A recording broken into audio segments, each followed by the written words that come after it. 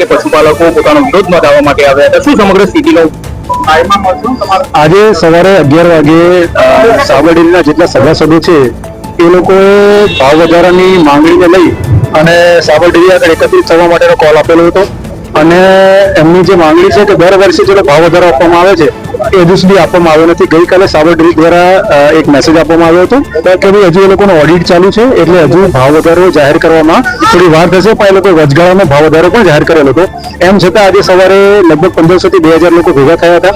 પોલીસે એમને શાંતિપૂર્વક રજૂઆત કરવા માટે એમને રજૂઆત કરી હતી અને એમ પણ કહ્યું હતું કે તમારામાંથી કોઈ 15-20 લોકો 50 લોકોને ડેરીના કોઈ ચેરમેન એમડી સાથે વાત કરવી હોય તો અમે એમને લઈ જવા માટે તૈયાર હતા. પરંતુ ટોળું ઉશ્કેરાઈ જઈ અને અહીંયા જે પોલીસના વાહનો હતા એમાં તોડફોડ ચાલુ કરી હતી, જેથી પોલીસે પણ બળ પ્રયોગ કરવાની જરૂર પડી હતી. અને જે તમામ ટોળા ઉપર લગભગ 50 થી વધારે ટીયર ગેસ સેલ છોડી અને ટોળા વિખેરવામાં આવ્યો છે. રોડ પણ પૂર્વવત ચાલુ છે. 3 જેટલા પોલીસ કર્મચારી ઇન્જર્ડ થયા છે, તે આ હોસ્પિટલમાં સારવાર હેઠળ છે.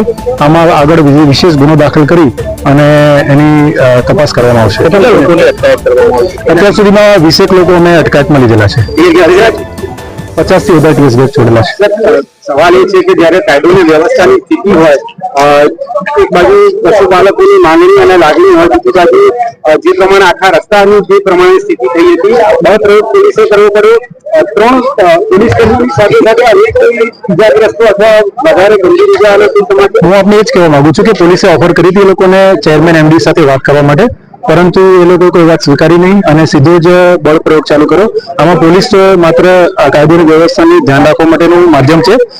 ભાવ વધારો ડેરી તરફથી આપવામાં આવતો હોય છે, એમ છતાં પોલીસને આ લોકો ટાર્ગેટ કર્યો છે, જેથી કરીને પછી એમના વિરુદ્ધમાં પણ કાયદેસરની કાર્યવાહી કરવામાં આવશે. કયા પ્રકારની કાર્યવાહી કરવામાં આવશે? ભારતીય ન્યાય સંહિતાની કઈ કલમો હેઠળ કરવામાં આવશે? જે પ્રકારની ઇન્જરી છે એ પ્રકારે પછી એમાં ગુનો દાખલ કરીને કાર્યવાહી કરશે. કેટલા વાહનોમાં નુકસાન પહોંચાડ્યું? લગભગ 4 વાહનોમાં નુકસાન થયું છે.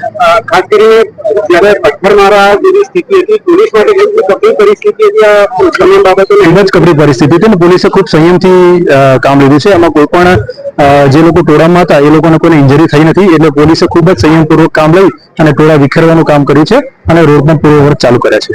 લાઠીચાર્જ અને ટીયર ગેસ છોડવા સુધીની સ્થિતિ, હવે નાગરિકોને શું સંદેશ આપશો જેથી નોર્મલસી પાછી આવી શકે?